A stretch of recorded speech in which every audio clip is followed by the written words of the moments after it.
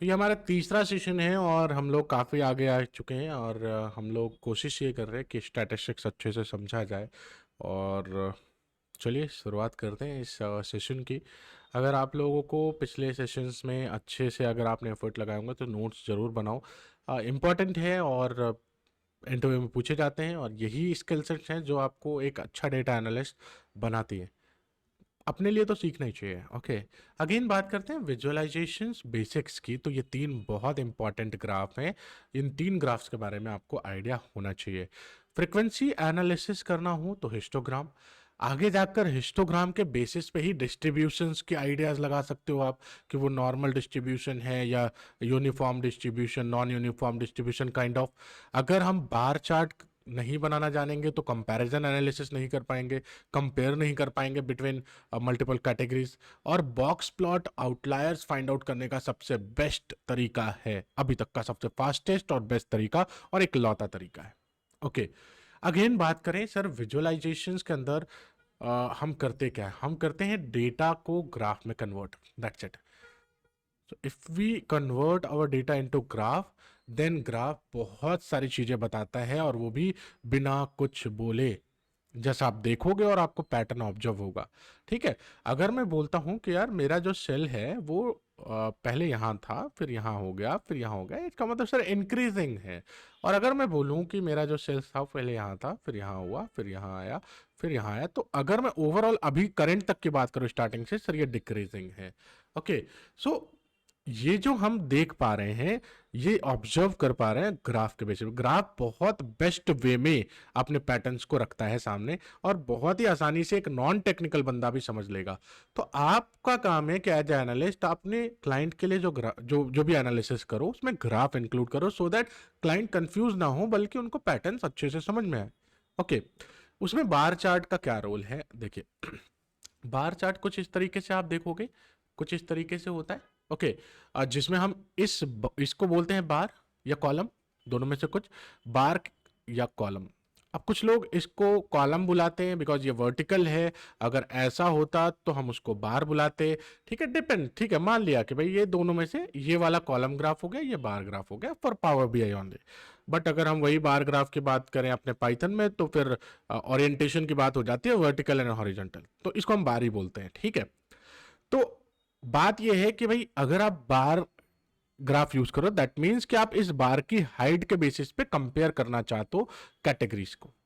यानी कि यहां पर होता क्या है कि जितने भी कैटेगरीज बनते हैं हमारे डेटा के, उनके बार्स क्रिएट करते हैं और उनकी मैक्सिमम हाइट डिसाइड करते कंपेयर करते हैं। जैसे कि फॉर एग्जांपल के बेसिस पे मैं बताऊं तो कंपनी नेम यहां पर मैंने रख दिया और यहां पर मैंने रेवेन्यू रख दी।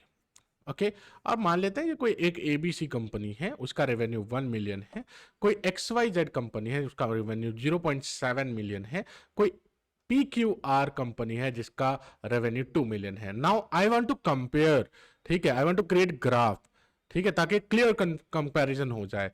तो मैं यहां पर एक बार ग्राफ बनाऊंगा जिसमें ऑब्वियस है कि सर एबीसी का हाइट और एक्स वाई जेड का हाइट थोड़ा कम यहां पर रहेगा अंतर, बट उसके दुगना हाइट रहेगी पीक्यूआर की, बिकॉज पीक्यूआर हमारा 2 मिलियन है। ऑब्वियसली अगर मैं इसको 1 मिलियन मान रहा हूं, इसको मैं 0.7 मान रहा हूं, तो ये वाली हाइट हमारी कितनी होगी? 2। ओके, तो हाइट के बेसिस पे आप देख सकते हो कि हमारा यहाँ पर क्या परफॉर्मेंस रहा है। कंपैरिजन एनालिसिस के लिए बार ग्राफ यूज करते हैं। अगेन हिस्टोग्राम भी हमारा कुछ काइंड ऑफ बार ग्राफ ही है, बट इसका जो मीनिंग है वो थोड़ा अलग। इसका मीनिंग है कि भाई फ्रीक्वेंसी कंपैरिजन। फ्रीक्वेंसी कंपैरिजन का मतलब एक कॉलम है, फॉर एग्जांपल कोई भी column B, I want to compare the frequency कि भाई कोई भी वैल्यू कितनी बार आ रही है। अगर यहां पर एक ए आ रहा है, एक बी आ रहा है और एक सी आ रहा है, तो ए कितनी बार आया, बी कितनी बार आया और सी कितनी बार आया, इनके बीच में कंपैरिजन। ठीक है, तो जैसे मैं ऐसा कुछ बार ग्राफ बनाऊंगा, सर ये एक हिस्टोग्राम है बिकॉज वाई एक्सिस पे आप काउंटिंग रखते हो और एक्स एक्सिस पे आप कैटेगरी ए बी सी। अब इसमें हो क्या रहा है कि भाई ये जो ए है दैट रिप्रेजेंट कैटेगरी ए, ये एक बार है, इसका हाइट कम है, इसका मतलब ये कम टाइम अपियर हुआ कंपेयर टू बी। इस कॉलम में बी सबसे ज्यादा बार आया है, ठीक है, और सी की हाइट ए से भी थोड़ी छोटी है, इसका मतलब सी ए से भी थोड़ा कम आया है ना। और जितना भी हाइट जहां पे रुकेगा एग्जैक्ट वैल्यू आपको पता चल जाएंगे कि ये कितनी बार आया, ये कितनी बार और ये कितनी बार। उसको बोलते हैं फ्रीक्वेंसी। तो अगर हम फ्रीक्वेंसी कंपैरिजन करना चाहते हैं then we use histogram. Okay, clear? जैसे कि मान लो कि भाई मैं कंपेयर करना चाहता हूं कि मेरे कस्टमर्स जो मेरे ऑनलाइन प्लेटफॉर्म पे आ रहे हैं उसमें से फीमेल कितने हैं और मेल कितने हैं, that is called frequency comparison. भाई मेल टोटल मान लो 800 है और फीमेल मान लो हमारे 200 है, ठीक है? तो इस तरीके से हम फ्रीक्वेंसी कंपैरिजन कर सकते हैं, हिस्टोग्राम बोलते हैं इसको। तो ध्यान रखिएगा, हिस्टोग्राम में कोई मेजर डिफरेंस नहीं है बार ग्राफ से, बट हाँ फ्रीक्वेंसी कंपैरिजन के लिए हम लोग उसको हिस्टोग्राम बुलाते हैं। अब बात करते हैं एक नए ग्राफ की, अब बात करते हैं हम लोग बॉक्स प्लॉट की। कैसे बनाते हैं हम लोग देख लेंगे ये तीनों ग्राफ कैसे बनाते हैं, बट बॉक्स प्लॉट होता क्या है देखो जरा। बॉक्स प्लॉट में ये एक बॉक्स है, ठीक है, यहां से यहां तक अगर आप ध्यान देंगे तो ये एक बॉक्स की तरह बना हुआ है, यस नो? क्लियर? डन? तो ये बॉक्स जो है इसी वजह से इसका नाम बॉक्स प्लॉट पड़ा, बट इस बॉक्स की बहुत इंपॉर्टेंस मीनिंग है, ये आउटलायर्स फाइंड आउट करने में काम में आता है। मैं एक वर्ड यूज कर रहा हूं, आउटलायर्स। आउटलायर्स का मतलब एक एक्सेप्शंस वैल्यूज जो कभी कभार होते हैं। जैसे फॉर एग्जांपल मान लेते हैं कि मैं अभी के डेट में अगर मैं मान लूं कि मैं एक कोई ऑनलाइन ई कॉमर्स बिजनेस चला रहा हूं और डेली मुझे 10-15 सेल्स आ जा रहे हैं, बट एक दिन एक्स्ट्रा ऑर्डिनरी 1000 सेल्स आ गए, तो क्या हम ख्वाबों में जीने लगते हैं? नहीं सर, एक दिन 1000 आ गए तो अगले दिन भी 1000 आएंगे, ऐसा तो नहीं है, है ना? एक रैंडम वैल्यूज डिसाइड नहीं करती कि आपका पैटर्न क्या है। तो हम ऐसे रैंडम वैल्यूज को हटाना चाहते हैं डेटा सेट से, ताकि हम लोग एक एक्यूरेट प्रेडिक्शन और फोरकास्टिंग आगे जाकर कर पाए।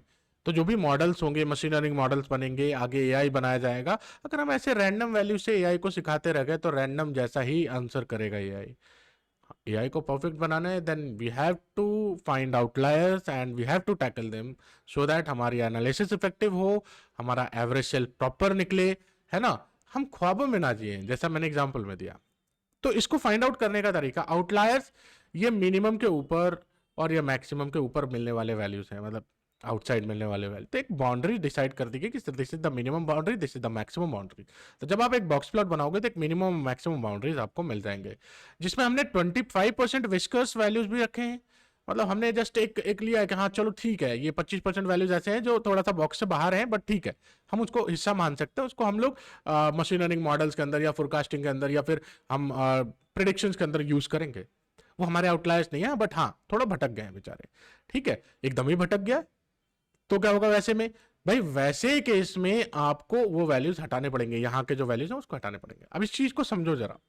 जब भी आप बॉक्स प्लॉट बनाओगे आपको एक बॉक्स दिखेगा जिसका ये जो मिनिमम पॉइंट ऐसा कुछ बार रहेगी, वो मिनिमम पॉइंट है। मिनिमम पॉइंट से आप यहां पर जो पहला बॉक्स का लाइन दिखेगा that is called lower quartile, यानी quarter one, that is called quarter one. What is the meaning of quarter one sir? What is the meaning of quarter three, quarter two? Quarter two को तो हम simple बोलते हैं median, that is 1/5, ठीक है। But sir ये quartile, ये quarter one मतलब 25%, 25 परसेंटाइल, जैसा 25 परसेंटाइल लिख दो। परसेंटाइल मैंने समझा रखा है इसके पहले वाले सेशन में, तो जाकर देख लेना। 25 परसेंटाइल इसका मतलब कि ये एक ऐसा लाइन है, एक ऐसा बाउंड्रीज है जिसके ऊपर टोटल 75% वैल्यूज हैं और जिसके नीचे मात्र 25% वैल्यूज है। तो एक क्वार्टर वन वाला बाउंड्री बना दिया हमने, फिर एक क्वार्टर थ्री वाला बाउंड्री बनाया। क्वार्टर थ्री मतलब 75 परसेंटाइल, एक ऐसी बाउंड्री जिसके कम मात्र कितने हैं 75% वैल्यूज, जिससे ज्यादा मात्र 25% वैल्यूज है। मतलब पूरे अगर मान लो 1000 वैल्यूज हैं तो 1000 में से 250 वैल्यूज ज्यादा हैं, इस बाउंड्रीज के ऊपर हैं, और 750 वैल्यूज इस बाउंड्री से नीचे हैं। That is called quartile three, 75% values. Okay, sorry. Median की बात करें तो मीडियन मीन व्हाट? एक मिडिल वैल्यू पूरे डेटा का जिसके 50% वैल्यूज कम है और जिसके 50% वैल्यूज ज्यादा है। तो अगर इस पूरे बॉक्स प्लॉट को देखोगे तो एक ये बाउंड्री इस तरीके से दिखेगा आपको, और एक मिडल लाइन दिखेगी। इसका मतलब कि हमारे 25% ये 50% वैल्यूज हैं टोटल इधर इधर, ठीक है। क्योंकि हमने यहाँ पे बोला है कि भाई 25% वैल्यूज हमने इस बाउंड्री से बाहर रख दिया है, ऑब्वियसली क्वार्टर वन का मतलब 25 परसेंटाइल, और उसका मतलब है कि इस बाउंड्री से 25% वैल्यूज इधर, और 75% का मतलब भी है एक ऐसी बाउंड्री जिससे 25% वैल्यूज इधर, that is called whisker values.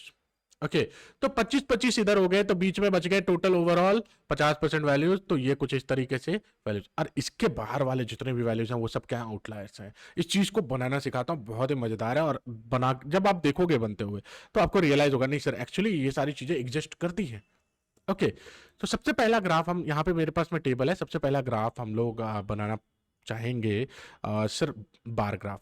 तो कुछ लोग यहाँ पे एक्सेल में क्या करते हैं, इंसर्ट में जाते हैं, यहाँ बार ग्राफ दिखता है तो एक कॉलम यहाँ से सेलेक्ट कर लेते हैं, कैटेगरी कॉलम, कंट्रोल प्रेस करके सेल्स कॉलम सेलेक्ट कर लेते हैं और कैटेगरी वाइज सेल्स कंपैरिजन करने के लिए यहाँ पर टैप कर देते हैं, जो कि गलत तरीका है।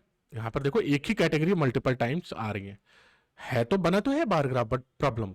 तो ऐसे में आप क्या करिए, ऐसे में आप पहले पिवट टेबल ड्रॉ कीजिए, आप पिवट टेबल बनाइए, अपने उस टेबल का समराइज कीजिए, समराइजेशन होने के बाद आपको एक परफेक्ट कैटेगरी वाइज डेटा मिलेगा।